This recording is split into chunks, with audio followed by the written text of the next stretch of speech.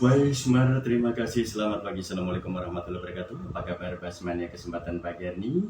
Sesuai dengan apa yang kami sampaikan, bahwasanya pagi hari ini Basmania akan mengadakan talkshow bersama Dinas Badan Penanggulangan Bencana Daerah atau BPBD Kabupaten Kota Waringin Timur. Dan pendengar sekalian, pada kesempatan pagi hari ini yang mulia beliau Bapak Rihel Esos selaku Kepala Dinas sudah hadir di studio Basmania.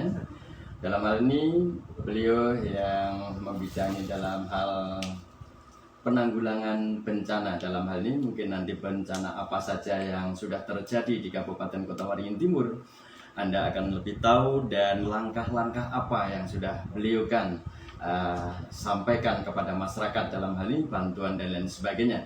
Baik, terima kasih. Selamat pagi Basmania, dimanapun kesempatan pagi ini bersama Bas. Tentunya kita akan sama-sama talkshow bersama Badan Penanggulangan Bencana Daerah Kabupaten Kota Waringin Timur. Selamat pagi, selamat bersama Basmania.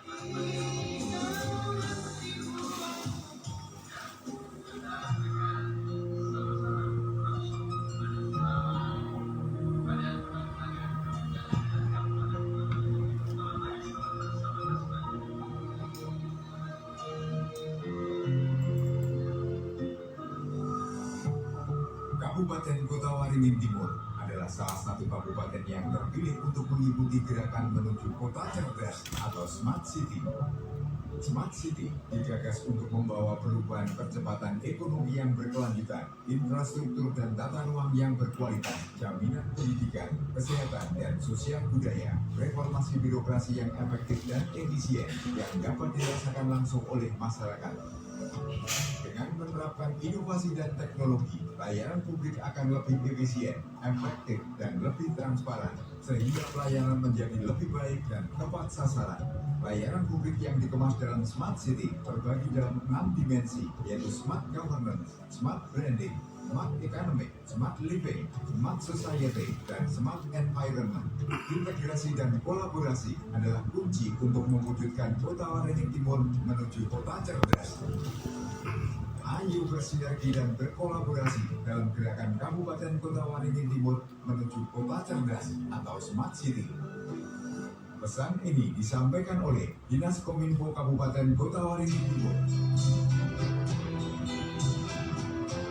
Baik, Basmania dimanapun pagi hari ini bisa menikmati siaran kami, tentunya sudah bersama-sama kami di studio dengan Bapak Rihel Esos ya, selaku Kepala Dinas Badan Penanggulangan Bencana Daerah di Kabupaten Kota Waringin Timur. Kami langsung akan menjumpai beliau. Selamat pagi Bapak Rihel. Selamat pagi Mas Baskoro, Ya, Mas Mbah Darmo, Mbah Darmo ya, dan para pendengar yang setia untuk Basmania semuanya. Oke, terima kasih. Apa kabar? Alhamdulillah baik Mbah Darmo.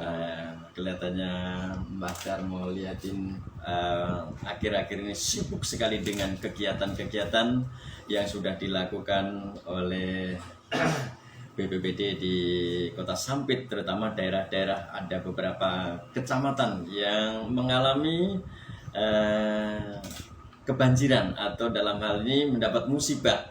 Nah, ini langkah-langkah bagaimana dari pihak selaku Bapak Kepala Dinas dalam hal ini, yaitu Badan Penanggulangan Bencana di daerah ini. Baik Mbah Darmo. Iya. Jadi memang kita untuk di bulan tahun ini terutama ya 2022 ini kita ini selalu bertubi-tubi ini. Kita mulai bulan September, akhir Agustus, hitungannya awal Desember, September.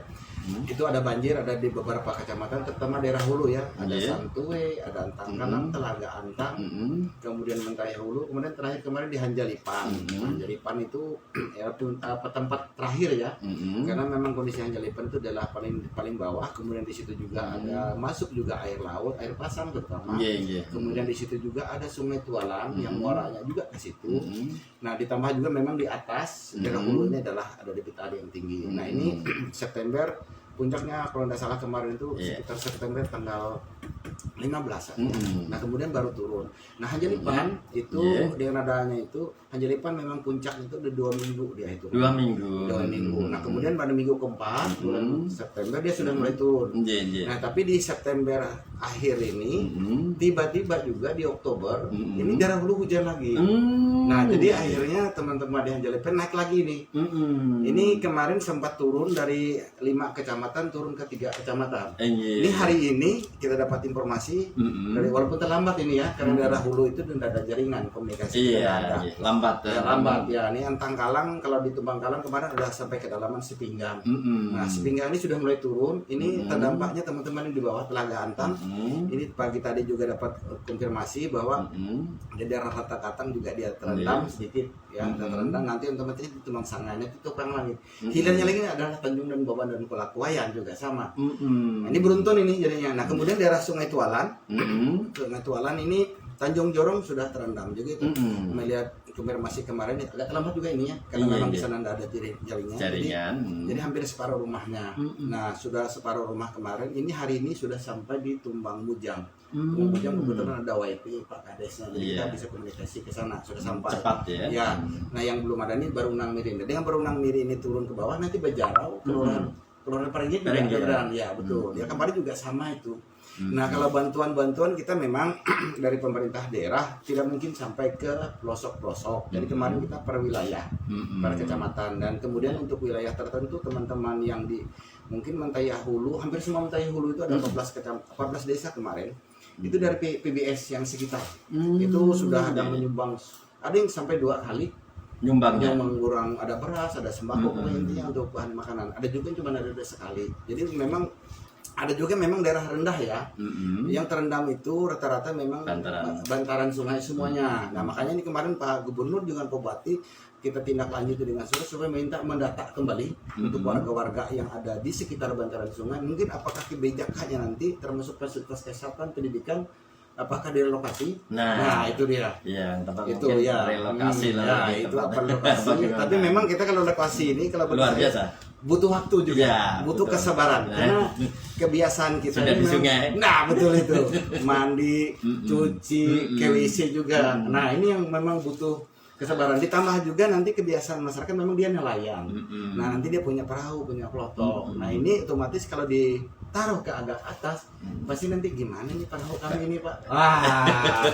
Itu. Jadi memang butuh kesabaran. Proses. Ya, Proses. butuh proses nanti itu. Paling tidak nanti adalah kebijakan pimpinan. Mungkin nanti ada relokasi terutama untuk fasilitas pendidikan, Fasilitas, kesehatan. Jangan iya. sampai nanti ini keterhambat kan. Iya. Nah itu kalau memang aktivitas masyarakat sih sebenarnya tidak sampai terganggu yang terlalu besar ya, karena memang ini sudah dari dulu kita sudah biasa menghadapi banjir. Makanya dalam kasus kita ini kemarin hanya ada beberapa yang di Bejarau yang ada sempat mengungsi, tapi yang lainnya walaupun dalam setengah rumah sampai di atap juga ada bikin di segitiganya itu bikin rumah, jadi bikin rumah panggung di dalam. Nah itu jadi juga kebanyakan juga ada beberapa video kita buat di dalam walaupun rumah panggung walaupun banjir kebetulan listriknya itu masih menikmati hiburan, menonton TV. Nah berarti kan tidak ada Walaupun susah tapi tetap bahagia. Nah, itu dia teman-teman di sana. Jadi memang unik ya kita. Nah lain kalau di Jawa kan mungkin banjir bandang. Iya ini. memang Kalau banjir banjir. bandang beda dia. Jadi memang kehidupan mereka pasti akan terganggu. Rumahnya hancur, tempat tinggal nggak ada, mungkin stok Dan makanan nggak ada. korban pasti ada, jiwa ya. mesti banyak. Nah gitu. itu. Kalau kita nih enggak kan karena memang dia naik nanti sudah ada gejalanya. Awal-awal misalnya ada laron, kan sudah ada laron ini. Sudah ada tanda-tanda Wah, alam. tanda-tanda alam pasti akan dia banjir. Nah itu biasanya dalam seperti itu. Luar biasa untuk Bapak Kadis ya dalam hal ini. Di surat kabar wah menggelegar sana sini bahwa sebenarnya data yang real yang di Kabupaten Kota Waringin Timur ada berapa desa sih sebenarnya, ada berapa kelurahan, ada berapa kecamatan yang benar-benar kadang-kadang di surat kabar ini kan fakta di lapangan berbeda Pak Kades. Gimana menurut Pak Kades? Ya betul. Jadi memang karena apa namanya kita update kadang-kadang kita ada 2 kali pagi sama sore. Iya. Misalnya pagi kita memang konfirmasi dari malam ya. Jadi kita rilis pagi. Misalnya kayak kemarin ada 27 desa, kemudian ada 5 kecamatan. Tiba-tiba siangnya itu sudah kita konfirmasi karena memang kesulitan komunikasi juga tadi. Tambah. Berarti ya pura-pura. Berkurang. Lagi tanggal 20. Iya. Kemudian kecamatan tinggal 3 atau tanggal 4. Nah, tapi beritanya keluar nanti yang pertama. Yang pertama, Nah, sehingga paham. Nah, juga ketinggian air. Misalnya ketinggian air itu kita buat rata-rata misalnya 50 sampai 1,2 atau 1,5 meter. Nanti ada juga yang memang rata-rata dibuat seperti itu. Ketinggian air kan nggak merata nih. Nah, yang mengalami sebenarnya satu, cuma imbasnya kena semua. Iya, Misalkan betul. ini sampai selutut atau Selutut, sampai ya. ke pintu dan lain sebagainya, itu yang disorot terus. betul. Jadi Tapi misalnya perkembangan surut dan lain sebagainya belum Nah, terekspos. jadi memang betul. Kadang-kadang bisa sampai 1,2, 1 sampai 0,5 ya. Untuk daerah hulu dulu kita nggak berbicara Iya. yang jadi dulu. Iya. Ini dia tidak lama ya, paling lama 6 jam, paling lama juga di 12 jam. Besok pagi pasti akan turun. Tapi pada saat ini disorot, paginya, lusanya sudah surut sebenarnya.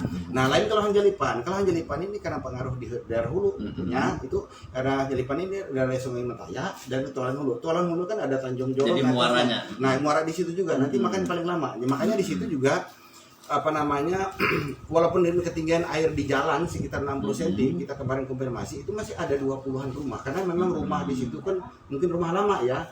Nah kalau yang baru dia pasti kan mengikuti perkembangan banjir.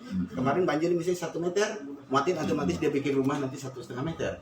Nanti berikut banjir 1,5 meter yang 1 meter itu tenggelam nih. Iya. Nah bangun lagi dia 2 meter. Nah kalau 2 meter juga tenggelam nanti berikutnya yang akan bangun baru pasti di atas 2 meter. Nah ini tapi yang itu yang kita nggak bisa hindari. Memang kalau kita Hanjalipan unik bagi saya. Iya. Karena saya bekerja di Kuala Kawayan itu sejak 92. Kalau di Hanjalipan dulu yang seingat saya rumah yang bangunan itu enggak ada ya. Bukan ada tapi enggak banyak. Rata-rata lanting. Lanting dulu dibikin. Jadi karena memang kondisi seperti itu dia banjir dia apapun dia pasti kan naik nih lanting ini. Iya. Nah, mungkin sekarang karena kayunya enggak ada segala macam berubahlah polanya. Nah, lanting ada tapi enggak banyak kembali kita cek. Luar Nah, biasa Bapak Kepala Dinas ini. Iya.